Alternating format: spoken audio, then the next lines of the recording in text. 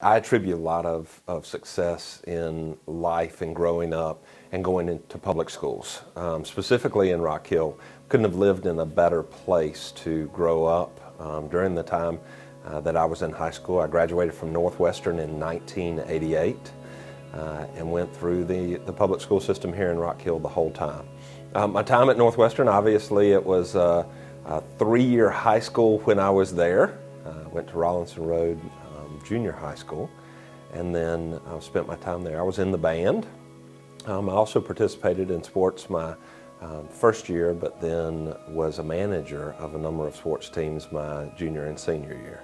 Also participated in all kinds of extracurricular activities, including the yearbook, took pictures for the yearbook. Just enjoyed being a part of both, not just the academic part of our school systems, but also being a good student leader, student citizen is what I call it today. The school system here in Rock Hill, it's not new that we have a good school system. This is something that's built over years, and I attribute being able to not only have good academics. I was an AP student, did a number of different things in school academically. I think I was in the top 10 in my class, if I remember correctly. But also allowed me to balance that out with the out-of-school things. I had Coach Flowers, I had Coach Blake, who is now, of course, Mr. Blake over at Northwestern, Coach Wallace, those teachers. I also had Ms. Hargrove, who I've actually had the opportunity to help them with some real estate transactions. Some other teachers just in that area, which it's fun to go back to Northwestern because some of them are just now retiring from when I was there. But really, just the teachers as a whole were pretty phenomenal at Northwestern.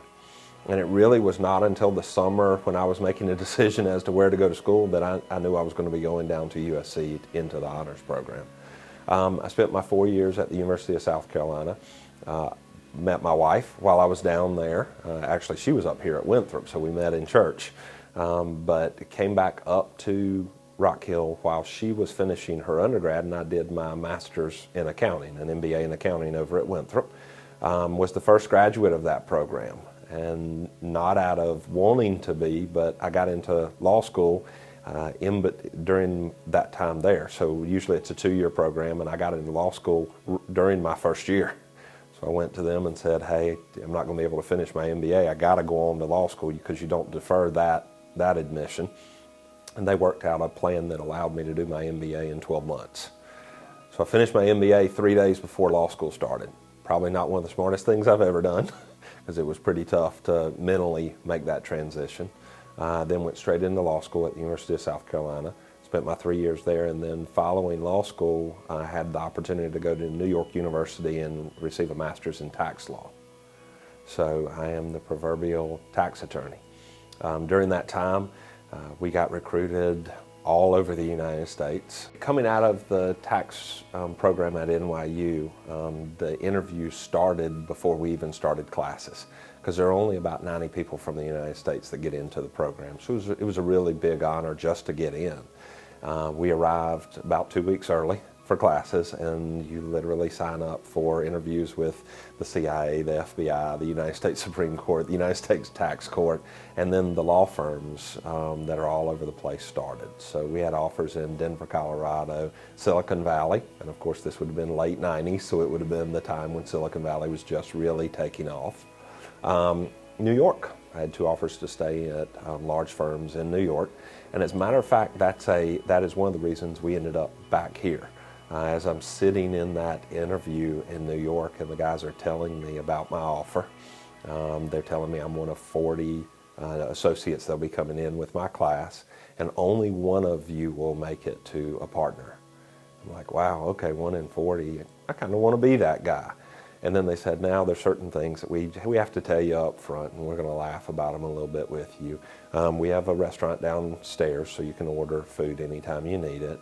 We also have a dry cleaner in the building, so you can just send down clothes if you need them cleaned. Of course, now I'm starting to think, why would you need your shirt cleaned during the day? And then they said, and we have a prohibition of spending the night at the office. And I went, wow, you have to have that as a company policy. to not spend the night at the office. It's not where I want to work. My wife and I believe in a balanced life, and it's because we grew up with a balanced life. One of my fondest memories was during a recruiting trip, coming back and sitting at the table with my dad and a couple of other mentors here in Rock Hill, and them saying, you know, when you haven't asked what our offer is to come back to Rock Hill and start your practice here.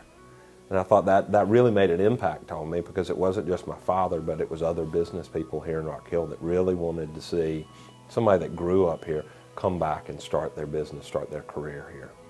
We grew up, like I said, high school career was great. I was a good student, but I also loved sports. I loved being a part of extracurricular. I loved taking pictures, the art part of it. You can't have that everywhere, and a lot of big cities were missing that. So when we came back and we said, where do we want to actually raise our kids?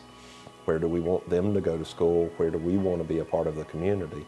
We chose Rock Hill. Being part of the community is very important to us because it makes such a well-rounded life.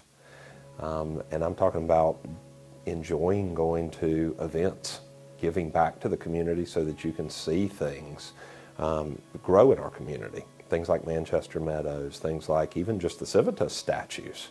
I mean, that's art, and when you take pictures of that to different places, or when you explain to your kids what it means, it does mean something.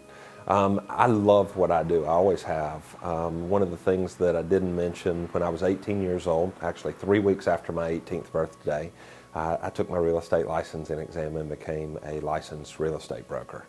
I was the youngest broker at the time, because you can't get it until you're 18, so the youngest one that had ever gotten one in South Carolina. That was an interesting process, because I went through and actually sold real estate during the summers of my college career, and then sold full-time during my MBA program. I said I came back and started my law firm. Rinehart Realty was a small company at the time when I came back. We only had about 14 brokers, and we managed about 250 rental properties.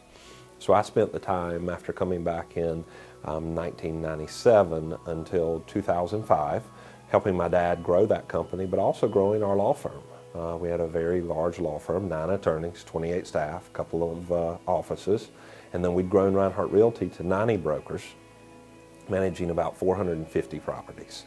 So I bought the company in 2005, obviously right before the recession, so tough time to buy a real estate company, but we weathered the storm very well. We're big community advocates, and really during the recession the community showed up for us. They helped us stay in business by doing transactions locally. We believe in the local independent, and we're the largest in this area. Today we manage right at 900 rental properties for 400 owners, and we have about 91 real estate brokers here in 4 offices in the county. So we love what we do. Rinehart Realty has become a big part of the community, and this year we'll be celebrating our 40th anniversary. We're one of the more diverse companies in Rock Hill, real estate companies in Rock Hill, with all walks of life. Matter of fact, coming in today, you were greeted by a young lady that's Hispanic, first generation.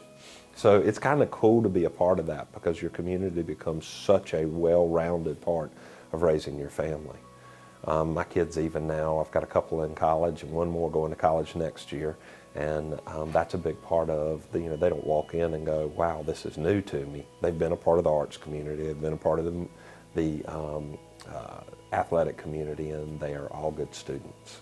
And where did they all go to Northwestern? Yes, all at Northwestern. Matter of fact, a lot of people know we had our all 4 kids in 33 months, so they're very close together. So we were one of Mr. Blake said he had all 4 Rineharts as a senior, junior, and freshman. And so my twins are now at the University of South Carolina in Anderson. John David will be going to the University of South Carolina, and Courtney will be a rising junior next year.